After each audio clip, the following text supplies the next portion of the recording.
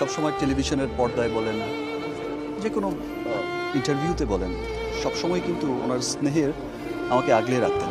উনি বলতেন যে আমার চলচ্চিত্রের ব্র্যান্ড অ্যাম্বাসেডর। উনি বলতেন, অনেক কথা বলতেন। বাংলা চলচ্চিত্রের ইতিহাসে এক অমর নাম সালমান শাহ। মৃত্যুর প্রায় 3 দশক পেরিয়ে গেলেও শেষ হয়নি সেই রহস্য।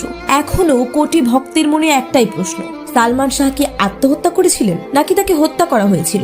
একসাথে রয়েছি দুজন, এক জোরে বাঁধা।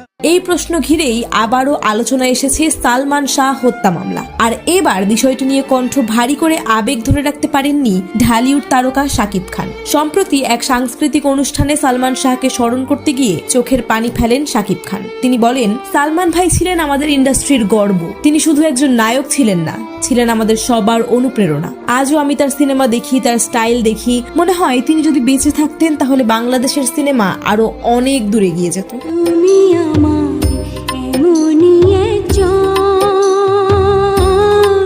যদি সত্যিই তাকে হত্যা করা হয়ে থাকে তাহলে আমি চাই সেই সত্যটা একদিন সবাই জানুক। বক্তব্য দিতে দিতে কয়েক মুহূর্তের জন্য চুপ করে যান শাকিব খান। চোখের কোণে জমে ওঠে অশ্রু। শাকিব খান আরো বলেন, সালমান ভাই এমন এক নাম যাকে ভোলার নয়। আমরা যারা আজ সিনেমায় কাজ করছি তাকে দেখেই স্বপ্ন দেখতে শিখেছি। তিনি ছিলেন একজন প্রকৃত সুপারস্টার, যিনি দর্শকদের হৃদয়ে রাজত্ব করেন আজও। তোমাকে চাই, শুধু তোমাকে চাই, আর কিছু 1996 সালের 6 সেপ্টেম্বর ঢাকার ইস্কাটনে নিজ বাসায় মৃত অবস্থায় পাওয়া যায় সালমান শাহকে। প্রাথমিকভাবে পুলিশ এটিকে আত্মহত্যা হিসেবে জানালেও পরিবার ও ভক্তদের দাবি এটি ছিল একটি পরিকল্পিত হত্যাকাণ্ড।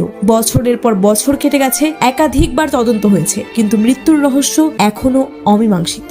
এরকম আরো আপডেট পেতে আমাদের এই ছোট্ট চ্যানেলটি সাবস্ক্রাইব করে সঙ্গেই থাকুন। ভালো আছি, ভালো থেকো, আকাশের ঠিকানায় চিঠি।